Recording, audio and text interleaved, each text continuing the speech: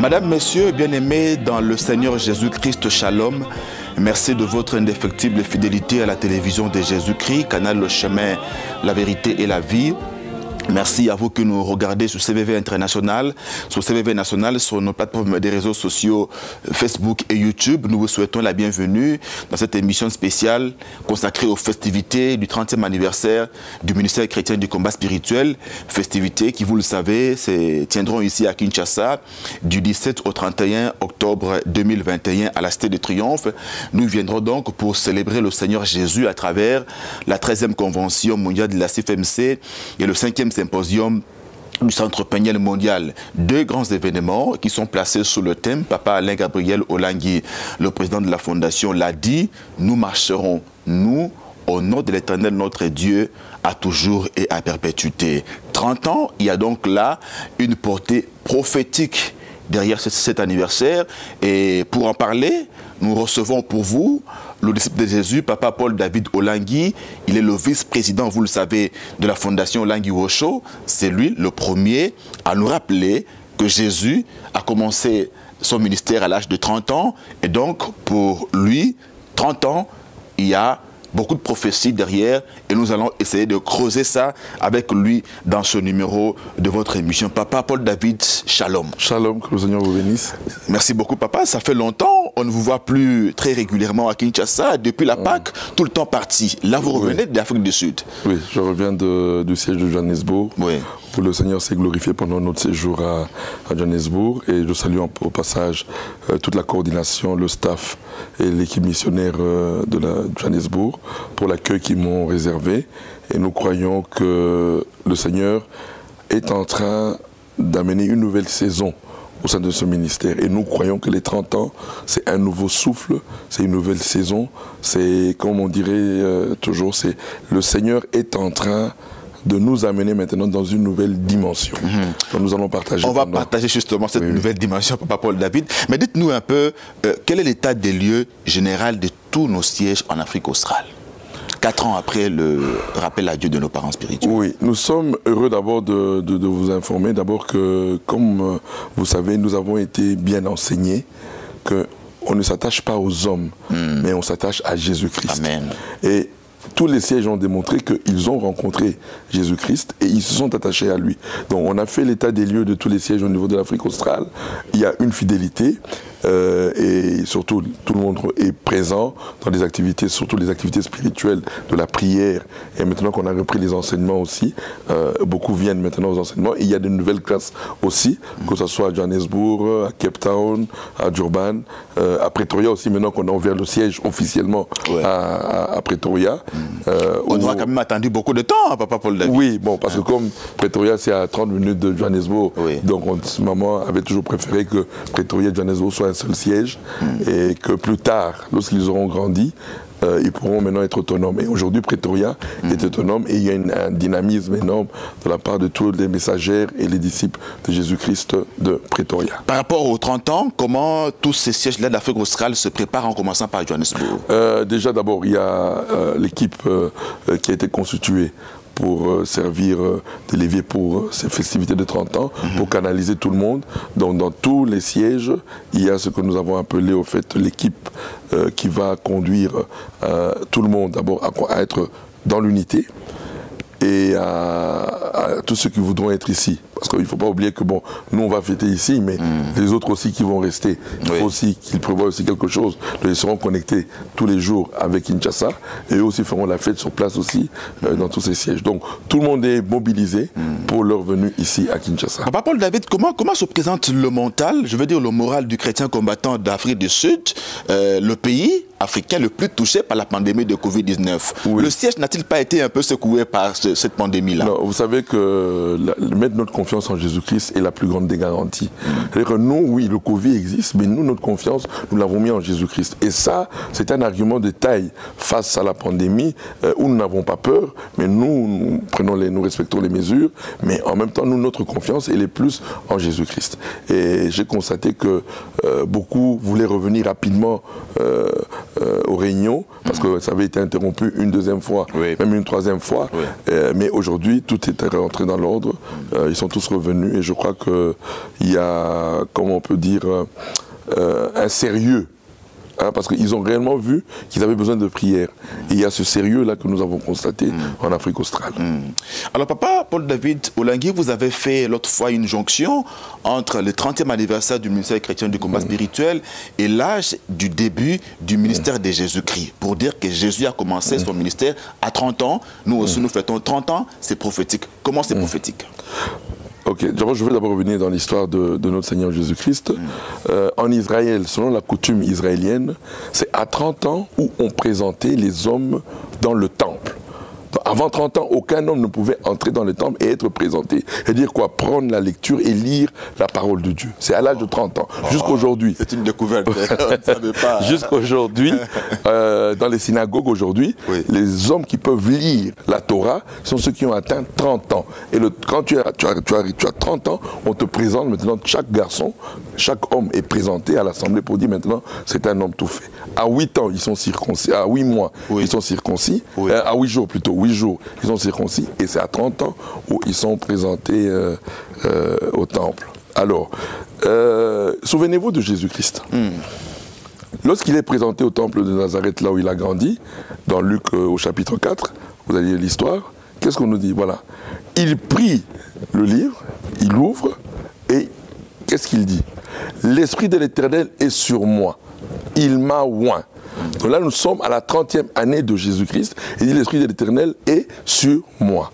Alors, le ministère pendant 30 ans, ce ministère, les parents qui ont eu la grâce par maman Olangui d'avoir la révélation du ministère chrétien du combat spirituel, le message qui lui a été donné après avoir passé 10 ans dans la présence du Seigneur, le Seigneur lui dit, maintenant je te mets à part pour un appel bien spécifique, qui est le message de la délivrance et du combat spirituel. Il débute en 1991. Aujourd'hui, nous sommes en 2021, cela fait 30 ans. 30 ans d'apprentissage. 30 ans où on nous a enseigné, 30 ans où on nous a amené à comprendre la parole de Dieu et à comprendre le message qui leur avait été révélé. Maintenant, nous arrivons à l'âge de la maturité. L'âge de la maturité, c'est 30 ans. Maintenant, eux, ils sont partis, voilà pourquoi Dieu a même permis qu'eux n'assistent pas à ces 30 ans. Pour dire maintenant que les 30 ans, maintenant, ce sont les enfants, maintenant qui doivent être mûrs, nous allons maintenant refléter ce qui était en eux. Voilà pourquoi 30 ans maintenant, comme je dis, c'est maintenant la sortie maintenant où nous allons présenter le ministère dans le monde. Les parents ont présenté le ministère. Mais maintenant, ce sera autour maintenant de ce qu'eux ont enseigné. Maintenant, c'est nous maintenant, après 30 ans maintenant, c'est à nous maintenant de refléter réellement que nous sommes leurs enfants, d'abord par ce qu'eux ont manifesté. Qu'est-ce que maman et papa ont manifesté durant 30 ans, si on peut dire 27 ans de leur vie dans le ministère? Première des qualités, l'amour qu'ils ont manifesté à tous ceux qui les ont côtoyés. Il est temps maintenant, 30 ans après, l'Esprit de l'Éternel est sur nous pour manifester cet amour qui était en eux. Nous ne l'avons pas suffisamment manifesté, papa, on a pris 30 ans. Oui, parce que maintenant, comme je dis, c'est le moment maintenant de la présentation. Le ministère maintenant doit s'ouvrir. Le ministère ne doit plus rester maintenant renfermé sur lui-même. Maintenant, c'est le temps maintenant de dire, voilà ce que nous, on a appris de papa et de maman Olangui. Parce que les gens avaient mal interprété. Les gens ne comprenaient pas. Maintenant, c'est à nous, aujourd'hui, maintenant, après 30 ans maintenant, de dire non. Nos parents n'étaient pas comme ça. Si on vous dit que non, nos parents ne manifestaient pas l'amour, nous vous disons non. Voilà le message qu'eux nous ont transmis. Ils nous ont transmis l'amour, ils nous ont transmis la paix, ils nous ont transmis la patience, ils nous ont transmis la joie, la compréhension, le pardon, se supporter les uns les autres. S'il y a des gens qui ont manifesté ce fruit de l'esprit, c'est bien sûr papa et maman Olangui. Et maintenant, 30 ans après maintenant, c'est autour maintenant de ceux qu'eux ont enseigné de vivre cela. Et c'est maintenant cette image que nous allons donner à la face du monde qui va amener encore ce deuxième grand réveil que nous attendons, parce qu'il doit y avoir un deuxième grand réveil. Mais ce deuxième grand réveil qui doit arriver viendra parce que nous allons refléter ce que les parents ont vécu. Donc voilà, aujourd'hui nous arrivons à 30 ans, c'est un ministère où Dieu va répandre sa grâce comme il n'a jamais répandu dans ce ministère. Quand vous parlez du deuxième deuxième grand réveil, certains comme moi, je ne comprends pas. Le premier, il a eu lieu quand? En 91, quand maman commence. C'est le premier réveil du ministère. Voilà. Où tout le monde a été étonné. Qui sont ces femmes qui vont au parc? Voilà. C'est ça. C'est-à-dire qu'il n'y a pas de calcul. Il n'y a pas, on n'étudie pas ça en théologie. Ça, c'est Dieu qui descend pour faire son œuvre. Et vous allez comprendre qu'avec Maman Olengi, Dieu réellement a démontré que c'est lui qui était à la base. Ils ont commencé à 28 mamans sous l'arbre. Après, nous sommes allés à Lingwala. Parce que beaucoup ne savent pas que nous sommes passés à Lingwala. C'est Papa Basomboli ou à Lingwala là-bas. Nous avons commencé à Lingwala. Après, nous sommes allés au zoo. Et c'est du zoo après que nous sommes allés au jardin botanique. Maintenant, au jardin botanique, c'est là où maintenant, quand Dieu a dit maintenant, ce ministère, maintenant, je veux le faire connaître. Parce que la renommée ne vient pas de la télévision. La renommée ne vient pas de la radio. Une renommée spirituelle vient de Dieu lui-même. Et vous allez comprendre généralement que là où il y a une renommée qui vient de Dieu, les médias viennent toujours après. Mais Dieu a déjà fait son travail. On l'a vu avec Papa. Et voilà. Ils ont attendu longtemps avant de sortir dans les médias. Parce qu'une vraie histoire avec Dieu, c'est dans le secret. Et quand il va vous accompagner dans le ministère qu'il vous donne, vous n'avez pas besoin de faire de publicité. Lui-même fait votre propre publicité. Alors les gens s'étonnaient. Quelles sont ces mamans-là qui vont au parc? Qui sont ces mamans-là qui vont au parc? Parce que quand le vent a soufflé, quand le Saint-Esprit a commencé à souffler, lui-même a commencé à donner la conviction. On ne prêchait pas de porte à porte, mais le Saint-Esprit lui-même donnait la conviction. Allez au parc, allez au parc, allez au parc. Parce que réellement, là où il y a une vraie intimité, là où il y a le secret dans la présence du Seigneur, le résultat, Dieu donne la conviction lui-même par la grâce du Saint-Esprit. Donc ça, c'était le premier réveil. Oui. Pendant plus de 30 ans, nous avons été sous l'influence du premier réveil. Maintenant, après 30 ans... Oui, qu'est-ce qui a fait la force de ce premier réveil? La force de ce premier réveil, première chose d'abord, maman et papa ont rencontré Jésus-Christ. Ça, c'est la première des forces. Depuis 1980, que ce couple a rencontré Jésus-Christ, ils l'ont aimé et ils l'ont cherché davantage. Amen. Voilà pourquoi beaucoup de gens ne comprennent pas. Quand maman là disait, j'ai pleuré pendant 8 ans, c'est que j'étais en intimité avec Dieu pendant 8 ans. Donc depuis 83, maman là cherchait la face de Dieu, elle était dans l'intimité avec Dieu. Ça, c'est le plus grand de tous les secrets et le plus grand héritage que nous ont donné. Si réellement nous avons rencontré Jésus-Christ, la conséquence sera la communication en permanence avec lui. C'est qui nous manque beaucoup aujourd'hui, où aujourd'hui nous sommes des chrétiens qui ne parlons pas à Dieu, qui ne nous confions pas en lui. Je donne un exemple. Tu peux avoir un problème. Tu dis, bon non, j'ai un oncle, j'ai un ami, voilà. Non, mais les parents, ils n'étaient pas dans cette logique. Maman, quand tu lui exposais un problème, ok, je vais parler à mon vrai père. C'est lui qui m'a mandaté, je vais aller lui parler. On va mettre ça en prière. En prière, voilà. Voilà. Parce que nous, prier, c'est parler à Dieu. D'après ce que nous avons reçu comme enseignement. Voilà, j'aime beaucoup dire parler, parce que prier, ça sort un peu trop de la religion. Voilà pourquoi les parents ont simplifié en disant, prier, c'est parler à Dieu. Comme ton père, il est ton père, parle-lui. Si réellement tu as un besoin, ton père, le premier qui va être concerné, c'est qui? C'est ton père. Donc, alors les parents étaient réellement dans cette logique, et c'est le plus grand de tous les héritages. Voilà pourquoi ce grand ministère a connu le succès, parce que nous parlions à Dieu, notre Père. À chaque instant, à tout moment, la prière était permanente. Parler à Dieu était devenu notre mode de vie. Ça, c'est la première des choses. Deuxième chose, ça engendre quoi? Quand tu es intime avec Dieu, ça engendre quoi? Dieu aussi commence aussi à se révéler aux hommes. Alors ce ministère, dans la prière, dans la présence du Seigneur, les gens ont commencé à avoir des révélations. Dieu m'a parlé, le Saint-Esprit m'a parlé, le Saint-Esprit m'a visité, il m'a dit ceci, il m'a dit cela. Donc cette intimité a amené les gens à expérimenter le surnaturel de Dieu, notamment dans la révélation, qui a entraîné la délivrance, qui a entraîné la sanctification, qui a entraîné la guérison. Nous avons vu toutes ces choses pendant 30 ans, parce que c'est l'intimité. Dieu ne peut pas...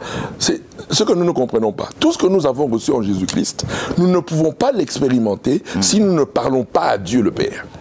Il faut parler à Dieu le Père pour expérimenter tous les dons, toutes les grâces que nous avons reçues par Jésus-Christ. Voilà pourquoi il y a des chrétiens qui disent, oui, je suis chrétien, j'ai tout eu en Jésus-Christ. Mais il ne parle pas à Dieu. Comment va-t-il expérimenter ça? Il ne peut pas l'expérimenter. Nous, on a eu la grâce, on a été dans un ministère où nous avons expérimenté ce que nous avons reçu en Jésus-Christ.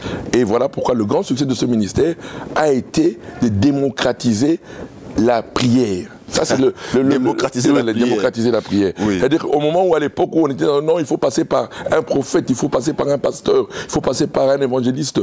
Et nous, on vous dit, non, vous ne pouvez pas prier, vous ne le connaissez pas. Vous, attendez, on va prier pour vous. Après, on va venir vous donner des révélations. Mais le ministère chrétien du combat spirituel que Dieu a donné à Papa et à Maman Olangi a démocratisé la prière, d'entrer dans la présence de Dieu. Aujourd'hui, tout chrétien combattant sait qu'il peut parler à Dieu sans problème. Il est le premier prophète de sa propre vie, comme Maman Olangi nous disait toujours. C'est-à-dire que tu n'as pas besoin d'un pasteur, tu n'as pas besoin d'un prophète. Nous, aujourd'hui, dans la Nouvelle Alliance, si tu es un aîné dans la foi, toi, c'est de m'orienter. Comment moi aussi, je peux aussi parler et avoir tout ce que toi, tu as eu de la part de Dieu. Comment moi aussi, je peux... C'est ça le rôle des aînés. Le rôle des aînés, ce n'est pas qu'on dépende des aînés, mais le rôle des aînés, c'est de nous conduire à la grâce qu'eux, ils ont eue. Et Papa et Maman Olangi, qui étaient les appelés du premier degré, nous ont conduits aussi à cela. Voilà pourquoi Papa Olangi, à un moment donné, disait, vous aussi, vous serez un jour aussi des appelés du premier degré.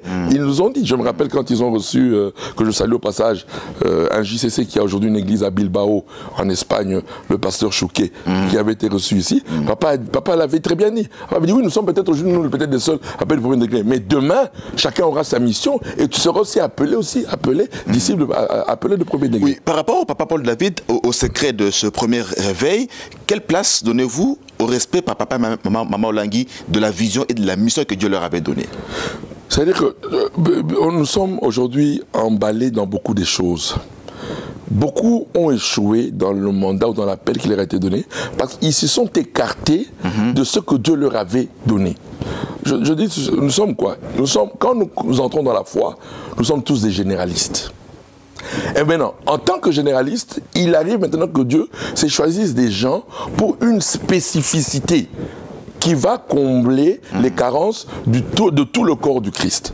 Alors, nous, on a une spécificité qu'on a appelée le message de la délivrance et le message du combat spirituel, qui était, entre guillemets, aussi le message de la restauration des familles. Oui. Parce qu'on oublie beaucoup cet aspect-là. On parle beaucoup de combat spirituel et délivrance, mais un des grandes missions que Maman et Papa Olangi ont eu, la restauration des familles et des foyers. Tout à fait. Voilà. Donc, toutes ces missions-là, Maman et Papa restaient fermes dans le mandat qui leur a été confié.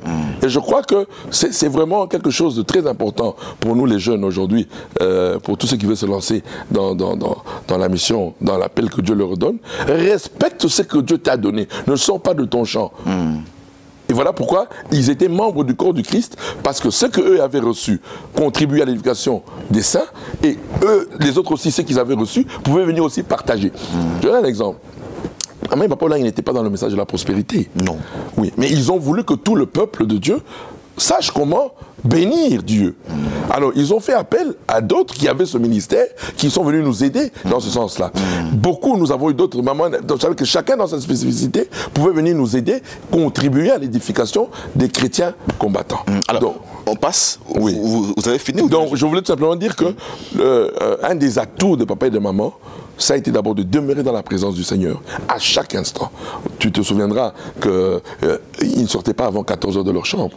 Quel est ce leader qui peut faire ça aujourd'hui? Avant 14 heures, 13 heures, ils étaient dans leur chambre pour avoir des consignes. Parce que c'est lui qui les a mandatés. Nous oublions souvent que c'est Dieu le Père qui nous a mandatés. Mais si tu ne communiques pas avec lui, comment tu vas réussir dans ton mandat? Un ministre qui ne communique pas avec le président de la République, comment il va savoir diriger son ministère? Non, il doit toujours communiquer, donner des informations et avoir des informations. Qu'est-ce que le président veut?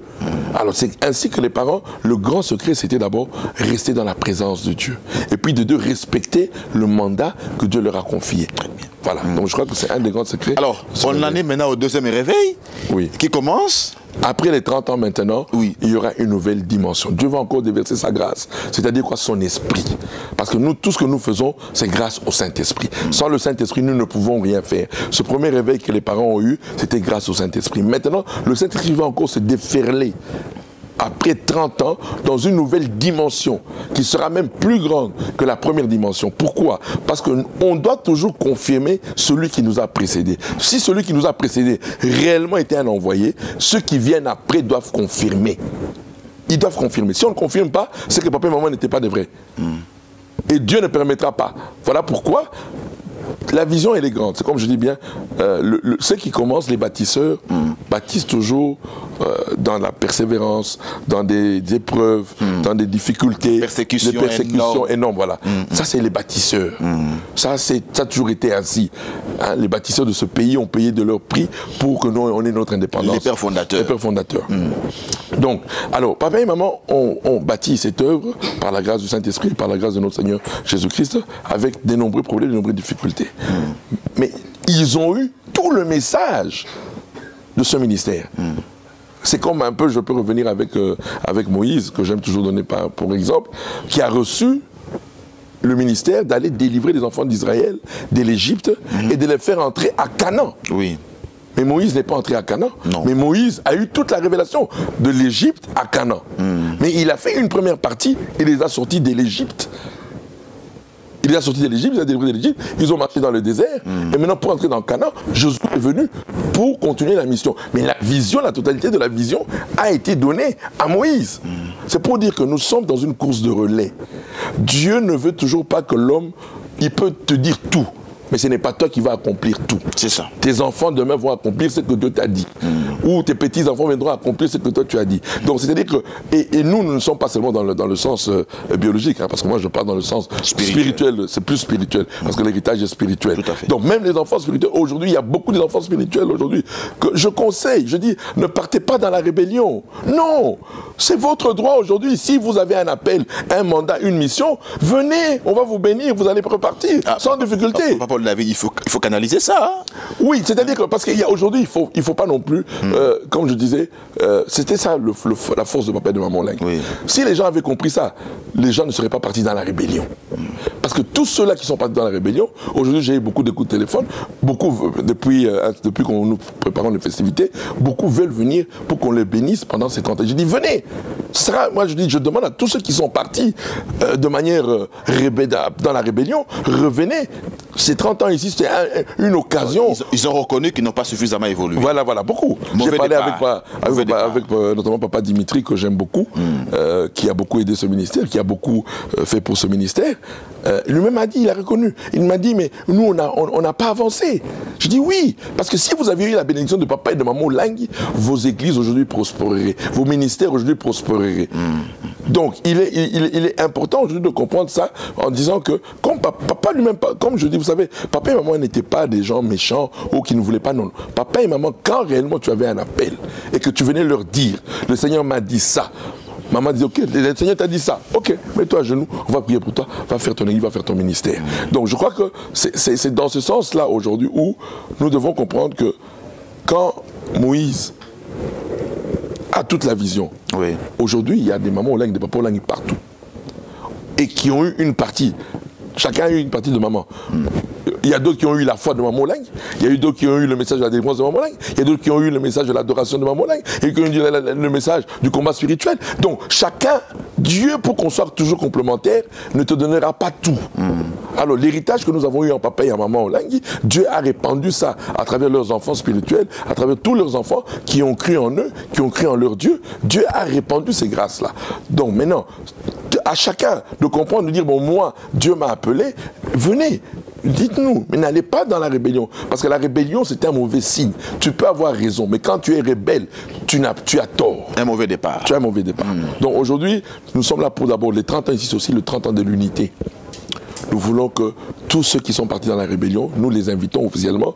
On en a beaucoup parlé avec Papa Alain Gabriel. Je lui ai dit non, nous allons faire un geste parce que nous ne pouvons pas oublier les bienfaits qu'ils ont fait dans ce ministère. Donc ils vont revenir. Ils vont venir, oui, pour les 30 ans, pour les festivités. Et tous celui qui voudra venir est le bienvenu. Ils rentrent au bercail ou bien ils viennent pour se réconcilier? Ils viennent pour se réconcilier. Et repartir. Non, ils ont eu leur ministère, ils ont eu leurs églises. Ceux qui voudront revenir, gloire à Dieu, ils vont revenir. Mais ceux qui vont continuer dans l'église, au moins, ils auront besoin de la bénédiction de ce peuple qu'ils ont enseigné, qu'ils ont nourri.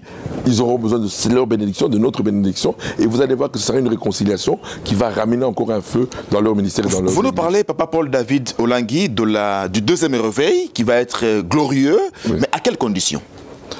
Première des conditions, voyons papa et maman Olangui qui sont notre modèle. Je répète, papa et maman Olangui ont servi Dieu parce qu'ils le connaissaient et parce qu'ils l'aimaient. Ça, c'est la première des qualités. Si nous avons cette qualité, connaître Dieu et le servir par amour, nous allons vivre ce deuxième réveil. Ça, c'est une des qualités. Vous savez, je dis aujourd'hui, nous avons vécu avec ses parents, mais peu ont compris qu'est-ce qui était réellement en eux. La consécration sans condition, que je ne cesse de répéter tous les jours. La qualité de papa et de maman, c'était une consécration sans intérêt, sans condition. Parce qu'ils avaient rencontré Dieu. Aujourd'hui, le problème, c'est que nous voulons servir sans rencontrer Dieu. Non. Alors que la première des qualités, quand tu l'as rencontré, tu vas le servir avec amour et consécration et abdication. Alors, papa et maman, c'est ça le premier des héritages qu'ils nous laissent. Où nous ne travaillons pas pour le ventre, mais nous travaillons parce que nous avons rencontré quelqu'un qui nous a mandatés et par amour, nous travaillons pour lui. Et je crois qu'aujourd'hui, il est temps de ramener ce premier amour. Ce premier amour que les gens avaient au début, ou désintéressés. Mais c'était d'abord que les gens obtiennent leur délivrance, que les gens soient dans la présence du Seigneur. Par amour, les gens ont sacrifié leur vie.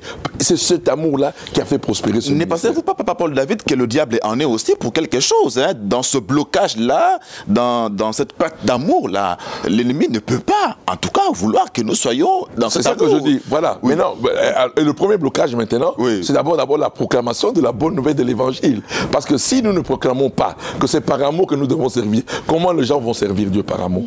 Si nous venons leur dire, non, voilà, si tu sers Dieu, tu auras ceci. Si tu sers Dieu, non, maman, ils n'ont jamais servi Dieu pour avoir quelque chose. Au contraire, c'était par reconnaissance qu'ils se sont entrés quand ils ont vu la révélation, quand ils ont vu que Dieu les ramenait à la délivrance. Ils ont dit, en retour, qu'est-ce que nous allons faire pour lui? Nous allons le servir. Le service c'est comme je dis bien, c'est un retour. Et même, revenons, qui devient missionnaire? C'est celui qui a expérimenté la gloire de Dieu dans sa vie.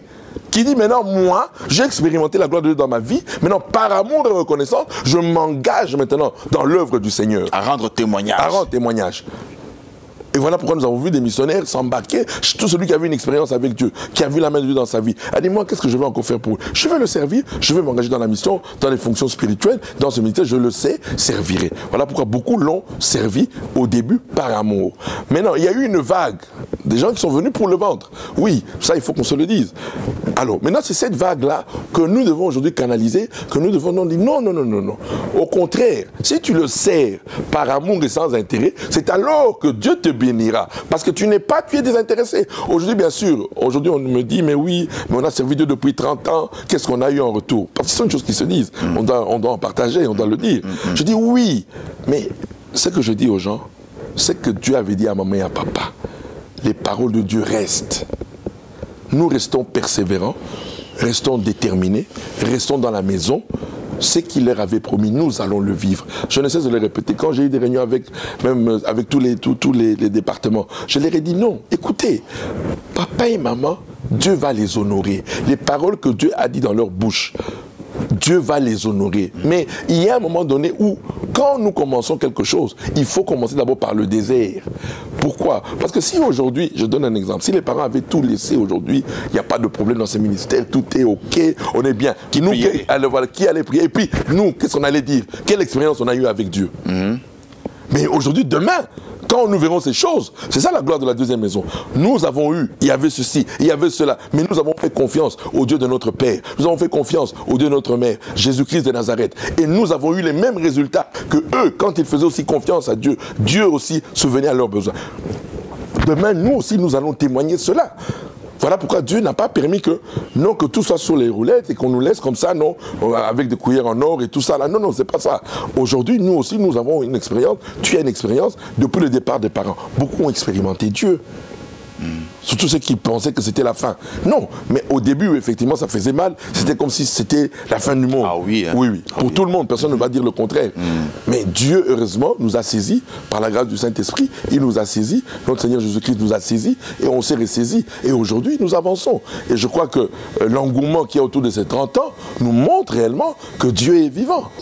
Madame, Monsieur, je vous rappelle que nous sommes en train de parler de la portée prophétique du 30e anniversaire du ministère chrétien du combat spirituel. Nous le faisons avec le disciple de Jésus, Papa Paul David Olangui, qui est le vice-président de la fondation Olangui Osho. Papa Paul David, vous avez parlé tout à l'heure de la mission. 4 ans après le rappel à Dieu de nos parents spirituels, quel état des lieux faites-vous de la mission aujourd'hui au sein de la fondation Olangui Osho? Partout là où je suis parti, où j'ai eu la grâce qu'on m'ait envoyé d'aller voir un peu de l'émission, je suis allé à l'Est, je suis allé au Katanga, je suis allé un peu partout à travers le monde, en Europe, partout. D'abord, ce qui m'a marqué, c'est que les gens sont attachés à Jésus-Christ. Ça, c'est vraiment le point capital où tout le monde a le souci que l'œuvre continue à avancer. Ça, c'est capital. Parce que si on perd ça, c'est vraiment, ça sera catastrophique. Mais ce que j'ai constaté, c'est qu'il y a encore cet engouement. Il y a encore, les gens veulent encore que ça s'améliore davantage que la mission. Qu'on fasse aujourd'hui des missions, qu'on reste dans ce que les parents nous ont appris, qu'on améliore les conditions de vie, qu'on améliore les conditions de travail. Mais tout le monde est mobilisé en disant que nous allons y parvenir, nous allons réussir, parce que déjà, le Seigneur avait déjà parlé. Non seulement il a parlé à Papa et à Maman Olangui, mais il nous a aussi parlé en disant que oui, ce n'est qu'un temps. Mais après, tout ce qui avait été dit sur les missionnaires, vous savez aujourd'hui c'est quoi? Je suis convaincu que demain, aujourd'hui les missionnaires qui ont des soucis, effectivement, ils ont, surtout par rapport aux enfants, par rapport aux maisons, par rapport aux biens, et tout ça, je dis oui. Mais qu'est-ce que le Seigneur avait dit aux parents? Je me rappelle une fois quand les parents parlaient avec les journalistes de CVV, tous ceux qui travaillent à CVV. Maman disait quoi? Avec votre travail là, Dieu vous bénira. Dieu n'est pas ingrat, il n'est pas injuste. Et je peux rassurer aujourd'hui que travailler pour le Seigneur, c'est noble. Donner sa vie en disant oui, moi j'accepte de travailler pour le Seigneur, c'est noble. Et Dieu ne vous décevra pas. Tout ce qu'il avait promis, il le fera. Comment, je ne sais pas. Mais moi, c'est que je sais. Dieu va confirmer sa parole. Donc aujourd'hui, l'état de la mission, elle est stable. Je crois qu'avec le retour de la formation et des enseignements, on va connaître encore une croissance. Parce que je suis convaincu que ce deuxième réveil va amener encore une nouvelle croissance. Il y aura beaucoup qui viennent déjà maintenant, à ce moment-là. Si vous allez voir les nouvelles classes qu'il y a, c'est énorme aujourd'hui. Hein, à la 17e rue, quand je suis en train de regarder à la Cité de Triomphe les nouvelles classes, il y a plus de 500 mamans à 1000 mamans aujourd'hui. Déjà. Donc c'est pour dire qu'aujourd'hui, si à Kinshasa c'est déjà comme ça, à l'intérieur du pays, à l'extérieur du pays, les missionnaires aussi sont en train de faire ce même travail. Et je crois que nous allons connaître encore une nouvelle croissance dans le ministère chrétien du combat spirituel. Alors, dans ce deuxième réveil, Papa Paul David Olangui, la Fondation Olangui Osho, nous avons 4 domaines d'intervention, le spirituel, l'humanitaire, le social et l'éducatif. Là, réveil, on a plus vu l'angle spirituel. Alors, sur les autres plans, quel sera l'impact de ce réveil-là? L'impact, vous savez, quand il y a un impact spirituel, le reste suit, obligatoirement. Déjà, je veux vous informer que du point de vue éducatif, Dieu va nous faire grâce. Je crois que nous allons commencer bientôt la construction de l'école secondaire dans ce réveil, parce que nous commençons l'école secondaire, on va commencer sa construction. Vous voulez parler d'un nouveau bâtiment? D'un nouveau bâtiment, oui, de l'école secondaire. Un nouveau bâtiment de l'école secondaire, dans le domaine éducatif, dans le domaine humanitaire aussi, social, surtout social et économique, hein, parce que l'aspect économique, il y aura un nouveau plan économique et social au sein du ministère qui va permettre aux mamans et aux papas de sortir de la pauvreté. Parce que vous savez, quand les parents ont fait le levier qu'on appelle la COPEC, l'objectif était de sortir tout le monde de la misère et ramener quelqu'un, tous les disciples et messagers, à avoir un niveau de vie décent. Une sorte de classe moyenne. Voilà. Alors, il y a eu une première expérience qui a été un peu mitigée, nous le savons. On en a tiré quelle leçon, Papa Paul David? La leçon, c'est qu'aujourd'hui, nous, à mon humble avis, il n'est plus aujourd'hui, ce n'est plus de donner le cash directement aux personnes. Mais si on peut faire autrement avec ce cash, mais tout en les aidant à être indépendants, oui, je crois que c'est la meilleure solution. Mais donner le cash comme ça pour le commerce, je crois que ce n'est plus, c'est pas utile aujourd'hui. C'est pas utile. Et je crois qu'aujourd'hui, nous devons comprendre une chose. Nous avons un pays qui a 80 millions de terres arables. Je crois que nous, à notre avis, et nous qui lisons la parole de Dieu, tous les succès économiques dans la parole de Dieu ont été liés à la terre et à l'élevage. Abraham est devenu riche comment? Par l'élevage de la terre. tous. La terre et l'élevage est la première économie que Dieu ait donnée à l'homme. La terre et l'élevage. Et aucun pays dans le monde n'a connu la gloire, une croissance économique sans l'agriculture et sans l'élevage. Toutes les premières économies, que ce soit en Europe, en Asie ou en Amérique, la première économie a toujours été l'agriculture et l'élevage. Mais l'Afrique veut se développer sans l'Afrique et l'élevage, et pourtant Dieu a mis dans notre pays ici 80 millions de terres arables. On ne pourra pas connaître le développement sans l'agriculture. Et si nous nous recommandons, nous sommes du Seigneur, nous sommes de Jésus-Christ, nous devons être les premiers exemplaires. Voilà pourquoi moi aujourd'hui, si on doit investir à travers la COPEC, c'est dans l'agriculture et dans l'élevage. Et dans toutes les industries qui sont liées à l'agroalimentaire. Voilà. Donc je crois que c'est dans ce sens-là que nous allons aller maintenant, et pour que ces femmes aujourd'hui là maintenant soient des femmes responsables et des femmes, je crois, qui vont faire rayonner les affaires, c'est dans l'agriculture et dans l'élevage. Et sur le plan humanitaire? Sur le plan humanitaire, vous avez vu avec la catastrophe qui a eu lieu à Goma, nous avons commencé déjà, nous allons rester fidèles à ce qui était la pensée des parents.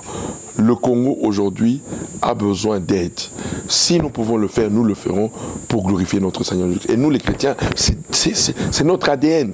Aider là où il y a la misère, aider là où on a besoin de nous dans les catastrophes naturelles. Nous sommes là et nous serons. La Fondation Langue sera présente. La Fondation Langue Gaucho sera une des plus grandes fondations dans le domaine humanitaire dans ce pays. Voilà pourquoi aujourd'hui nous cherchons à nous allier avec des grands projets d'ordre humanitaire. Aujourd'hui, on vient nous contacter déjà, on vient dire, voilà, la Fondation Langue, vous êtes implanté partout. Ça, c'est la grâce qu'on a eue. On est implanté partout. Mais du point de vue humanitaire, on peut aider. Aujourd'hui, nous avons vu avec le Covid aujourd'hui. La Fondation Langue pouvait être aujourd'hui un centre pour les examens, aujourd'hui, parce que nous sommes partout. Il y a des endroits, ils n'ont pas d'endroit. Mais la Fondation Langue est là. Nous sommes à Bassan-Koussou, par exemple, ou à Bouende, partout par là. La Fondation Langue peut servir, dans le cadre humanitaire, à beaucoup de choses. Donc je crois qu'aujourd'hui, nous allons nous ouvrir aussi à partenariat avec des organismes internationaux à caractère chrétien qui veulent réellement aider l'Afrique, qui veulent aider la RDC à travers la Fondation Langue Gaucho. Alors, dans ce nouveau réveil, ce deuxième réveil, Papa Paul David Olangui, quelle sera la place que jouera la JCC? La jeunesse chrétienne combattante. Mais c'est elle-même, ce réveil, c'est elle. Ce réveil, c'est la JCC. C'est la JCC, ce réveil. C'est pas le centre Béniel, c'est pas la CFMC. C'est la JCC. C'est la JCC. Ça veut dire quoi? Ça veut dire quoi? Ça veut dire que ce réveil-là, les papas et les mamans sont exclus? Non, elles ne sont pas exclues, au contraire. Au contraire, tout le monde sera touché par ce réveil, mais l'objectif sera maintenant que ce JCC maintenant représente les valeurs réellement. Vous savez, je dis toujours que partout là où Jésus est passé, la jeunesse a impacté. La jeunesse a été le moteur de toute chose. Et aujourd'hui, par cette Fondation Langue Gaucho, à travers le ministère chrétien du combat spirituel et à travers sa branche jeunesse, la JCC, nous allons avoir un impact dans ce deuxième réveil. Beaucoup de JCC vont impacter cette nation dans tous les domaines de leur vie. Je dis bien dans tous les domaines de leur vie. Les JCC qui vont réellement être en intimité avec Jésus-Christ, qui vont le servir en vérité et en esprit, vont impacter dans ce qu'ils font. S'il y a des JCC ingénieurs, Dieu va les visiter par la grâce du Saint-Esprit, il va leur donner des inventions. Nous aurons des JCC qui vont inventer. Des JCC qui vont être des ingénieurs, je dis bien des savants, JCC qui vont inventer des choses que le monde aura besoin.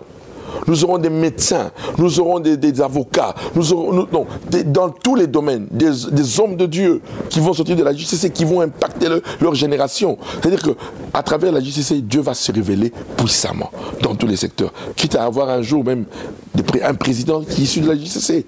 Ça arrivera. Tôt ou tard, ça arrivera. Soyez-en sûrs. Nous avons déjà un ministre d'État. Ministre d'État, à la personne de l'ancien sénateur Guy Noineau. Donc, c'est pour dire que Dieu est en train il n'est pas le seul, parce que je peux vous dire une chose, j'étais surpris d'entendre qu'il y a beaucoup de JCC, surtout ceux qui sont venus de l'Est, que nous ne connaissons pas ici à Kinshasa. Il y a, que je salue au passage, le général John Chibang, qui a été réhabilité, on a beaucoup parlé de lui. C'était un ancien JCC qui avait été formé par papa JP et papa Théo à l'Est à l'époque de la guerre. Et il m'a dit qu'il a risqué la mort. Lui-même il viendra témoigner aussi pendant les 30 ans ici, qu'il était dans un pays voisin, pratiquement au moment où on devait le tuer, mais Dieu est apparu, on ne l'a pas tué. il a eu une grâce exceptionnelle. Il viendra témoigner. Donc c'est pour dire qu'il y a beaucoup de JCC aujourd'hui qui sont au sein du gouvernement, qui sont au sein des forces vives de ce pays, que beaucoup nous ne le connaissons pas parce que beaucoup, vous savez que le ministère est tellement grand, et il y a beaucoup qui sont venus de l'intérieur, mais quand ils s'identifient, ils se disent non, moi je suis le fils de Mohamed Papa Olengue. Moi, c'est grâce à Papa Mohamed Olengue que je suis ce que je suis aujourd'hui. Donc c'est pour dire que la JCC va encore impacter davantage notre nation. Oui, alors quel sera le rôle, la place de la CFMC et du Centre Peniel mondial dans ce deuxième réveil? La place d'abord du Centre Peniel et de la CFMC, c'est comme je dis, maintenant nous arrivons au temps de la maturité. Parce que ce deuxième réveil, c'est quoi? C'est la vie de Dieu répandue dans l'homme. C'est ça ce deuxième réveil. La vie de Dieu répandue puissamment dans l'homme. C'est alors maintenant que les mamans de la CFMC et les papas du Centre Peniel vont refléter le royaume des cieux sur la terre. Partout là où ils seront, ils refléteront le royaume des cieux et ils vont impacter. C'est-à-dire quoi? Aujourd'hui, pourquoi nous n'avons pas d'impact? Pourquoi le christianisme aujourd'hui n'a plus d'impact? Parce que nous ne reflétons pas notre royaume. Aujourd'hui, regarde quand le réveil a commencé. Qu'est-ce qui a fait que les gens viennent? Parce qu'on reflétait le royaume. Alors, qu'est-ce qui nous empêche de refléter notre royaume? Oui, pourquoi? Ce ne sont pas nos origines, nos backgrounds, ce n'est pas l'ennemi? Non, pour nous, il y a plus, nous sommes déjà dans la maison de l'Éternel, ici, au ministère. Mais qu'est-ce qui se passe aujourd'hui? C'est que, je répète toujours ça, le premier amour. Les valeurs, on a changé les valeurs. Les valeurs, c'est-à-dire quoi? Aujourd'hui, ce n'est plus l'homme intérieur qui est la gloire de Dieu, mais c'est l'homme extérieur qui est la gloire de Dieu. C'est là le point capital. Je te donne un exemple aujourd'hui. Regarde à l'époque du premier réveil. L'impact spirituel. Les deuxièmes bureaux, les troisièmes bureaux, laissaient tomber les dinosaures de l'époque, les mobutistes de l'époque. Parce qu'ils avaient rencontré Jésus-Christ de Nazareth. Il y avait une conversion sincère, une conversion réelle. Et l'impact spirituel a engendré notamment l'impact social, tout ce que tu veux, l'impact économique. Mais aujourd'hui, si nous regardons à l'échelle, par exemple, de nos témoignages aujourd'hui, c'est plus les témoignages des hommes extérieurs qui comptent. On ne témoigne plus l'homme intérieur. C'est pas l'ennemi qui est venu un peu nous attaquer de ce point de vue. Oui, c'est-à-dire que l'ennemi est toujours à la base de toute destruction. C'est lui qui vient détruire. Donc quand il vient détruire, quel est le but d'abord de la destruction? C'est de changer les valeurs. Nous, d'abord, c'est la valeur spirituelle. Maman Lang disait toujours quoi? C'est-à-dire que l'homme intérieur que tu étais avant, tu étais saucé dans l'homme intérieur avant. Maintenant que tu as connu Jésus-Christ maintenant, dis-nous, qu'est-ce que Jésus a fait dans ta vie?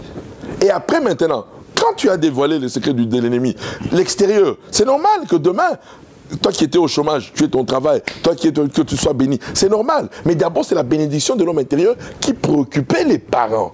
Et nous devons rester dans ce standard-là. On ne peut pas accepter quelqu'un qui n'a jamais donné son témoignage intérieur, qui vient nous dire, voilà, il a été béni de voiture, qu'il a été béni d'argent. Non. Non. Dis-nous d'abord, voilà pourquoi Maman Lang, à son début de son ministère, tu pouvais être millionnaire, milliardaire, tu lui amènes son argent, ça ne lui dit rien. Ça passe pas. Ça ne passe pas. Dis-moi d'abord, qu'est-ce que mon Seigneur, qu'est-ce que mon Dieu a fait dans l'homme intérieur? Parce que c'est l'homme intérieur qui est éternel. L'homme extérieur passera, mais l'homme intérieur est éternel. Qu'est-ce que mon Dieu a fait dans l'homme intérieur?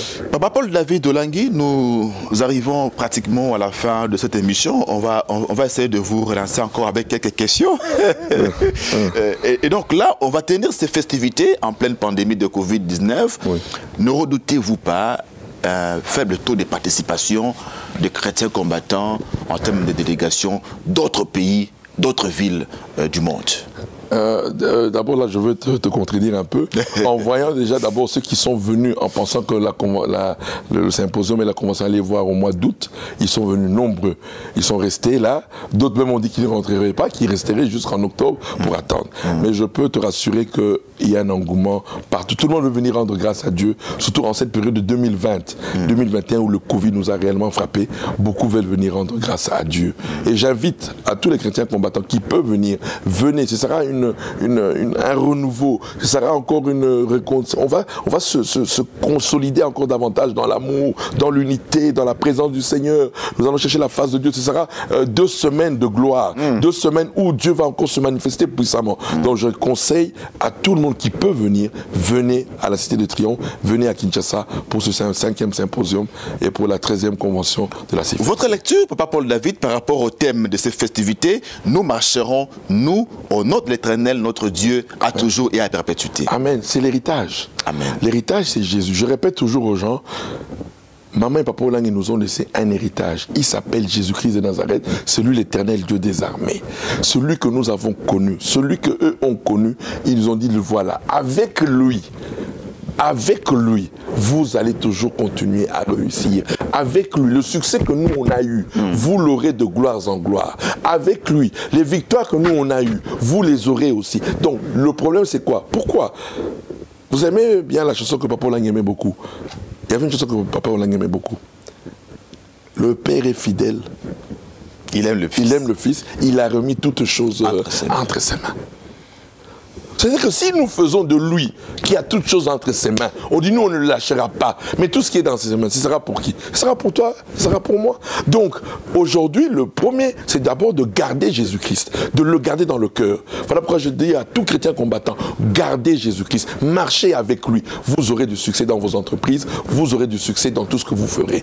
Voilà pourquoi, moi, ce thème est capital. C'est un thème, en fait, qui nous amène maintenant dans la gloire, qui nous amène encore dans une nouvelle dimension. Donc nous sommes bénis de ce thème. Je vous rappelle, bien aimé dans le Seigneur Jésus-Christ, que ce cantique, Papa Olangi l'aimait avec raison, parce qu'il nous a révélé un jour que sa toute première exhortation qu'il avait faite à l'Ikassi avait tourné autour de ce thème. Le Père aime le Fils et il a remis toutes choses entre ses mains. Et nous sommes sur cette voie. Je crois que le ministère chrétien du combat spirituel sera... Vous savez, on ne parle pas au présent des bienfaits des gens. Toujours après. Les historiens, tout le monde parlera après de l'impact du ministère chrétien du combat spirituel dans cette nation. Aujourd'hui, on ne voit pas cet impact. Mais le premier réveil, je peux vous dire que ce premier réveil restera un des grands réveils de l'histoire de l'Église de Jésus-Christ dans cette nation. On ne comprend pas hein, la démocratisation dans la présence du Seigneur. C'est quelque chose de fort. Ça change tout, ça bouleverse tout. Parce que, imaginez-vous un peu qu'on dépendait des gens pour entrer dans la présence de Dieu. Si le prophète ne parlait pas, personne ne parlait. Si le pasteur ne parlait pas, personne ne parlait. Maintenant, on vient vous dire, non, toi aussi, tu as le droit d'entrer dans la présence du Seigneur et de lui parler. Il t'exaucera aussi. Je crois que c'est ce plus grand réveil que le ministère chrétien du combat spirituel a donné, la liberté dans la présence du Seigneur. Et tout le monde le reconnaît que nous avons été réellement un ministère de prière. Hein, on ne dit pas assez, mais on a été un ministère qui avons révolutionné la prière dans l'Église de Jésus-Christ de cette nation et en Afrique et dans le monde entier aussi. Papa Paul David Olangi, on ne va pas aborder toutes les questions aujourd'hui. On aura d'autres émissions avec vous pendant et après les festivités. Mais là, une question qui me vient comme ça à l'esprit. Papa Olangi nous répétait souvent que lorsqu'on a des grandes manifestations comme ça, on est béni avant, pendant et après. Nous sommes avant. Avez-vous déjà eu votre part de bénédiction avant? Oui, je suis béni déjà d'abord par tous ceux qui déclarent, je suis ton émission. Je suis déjà béni par d'abord la bonne volonté et l'engouement que tout ce que tu as invité sur le plateau ici manifeste. C'est une bénédiction. Parce que quand vous voyez des gens qui sont reconnaissants, des gens qui parlent avec amour, des personnes qui ont été impactées, je crois que ça nous bénit. Moi, je dis aux gens, si quelqu'un a été béni, que ça ne t'impacte pas, ah non, je suis désolé. La bénédiction de l'autre nous impacte. Et tous ceux aujourd'hui, depuis que nous sommes dans les préparatifs, regardez aujourd'hui ce qui se passe à la Cité de Triomphe, ce changement que le comité de construction festivités, hein, parce que le comité de construction des festivités, tout à fait. Les festivités de 30 ans, ils nous ont démontré la coordination technique avec Papa Yalala à la tête. Papa Yalala à la tête, sous l'hospice de Papa Alain Gabriel. Donc je crois que il nous démontre aujourd'hui que nous pouvons faire confiance à Dieu. Et je crois que ça nous donne, je suis béni. Quand je vois la beauté aujourd'hui. La gloire du deuxième réveil commence déjà par là. Par là, mais oui. Donc je crois que déjà je suis béni. Quand je vois la beauté aujourd'hui qu'il y a à la Cité de Triomphe, ça me bénit. Quand je vois tous ceux qui sont déjà venus, et à travers leurs témoignages, à travers l'impact qu'ils ont. Vous savez, je reçois aujourd'hui des alléluia, des personnes que je ne connaissais pas. Ah, papa, alléluia. Oh, les messages de tes parents m'ont impacté. La révélation de ta maman m'a impacté. Ah, voilà. J'entre dans des bureaux aujourd'hui, je suis béni. Donc, et là, maintenant, même pendant les festivités de 30 ans ici, là, donc, tous ceux qui arrivent là me bénissent en disant, non, papa, vraiment, nous sommes heureux d'être là pour les 30 ans. Si vous connaissez l'impact de ce ministère que ça a eu dans nos vies, dans nos foyers, voilà pourquoi nous sommes là, nous serons là. Donc, je crois qu'avant, nous sommes déjà bénis à travers tout ce qui se passe, tout ce qui se fait, tout ce qui se dit, nous sommes réellement bénis. Et pendant, nous serons encore bénis à travers les prédicateurs qui vont venir, à travers tous les messagers qui vont venir, parce que vous savez que cette fois-ci, nous voulons être vraiment, les 30 ans ici, ce sera une partie des visiteurs et une partie des enfants de maman et de papa Olagui. Donc ce sera vraiment un 30e anniversaire de réconciliation, un 30e anniversaire où l'unité sera réellement palpable durant ce 30e anniversaire. Donc vraiment, je suis tellement convaincu que nous serons bénis et après nous aurons des retombées aussi. Amen. Le Seigneur est fidèle. Nous-mêmes aussi, nous aurons le temps de le témoigner. Okay. Alléluia. Voilà donc, mesdames et messieurs, merci de nous avoir suivis. Merci aussi à vous, Papa Paul David Olagui. Vous n'avez pas tout épuisé, je sais. Non. Voilà. Donc, gardez... je vous rendrai beaucoup visite pendant le... Très bien. Si vous installez même le plateau à la Cité de Triomphe, ce sera une bonne chose. On va faire ça pendant les festivités des 30 ans de manière permanente. Il y aura un studio là-bas qui va fonctionner en plein régime. Voilà. Merci. Okay. Merci également à vous qui nous avez suivis. Que Dieu vous bénisse. On se retrouve prochainement, toujours dans le cadre des festivités des 30 ans du ministère chrétien du combat spirituel. Et sur le rendez-vous du 17 au 31 octobre 2021, Cité de Triomphe, venez. Nous allons vivre davantage les débuts de ce deuxième réveil avec beaucoup plus de gloire, beaucoup plus de panache, parce que c'est Dieu est fidèle. Amen. Que Dieu vous bénisse. Amen. Merci. Que Dieu vous bénisse. À la prochaine. À la prochaine.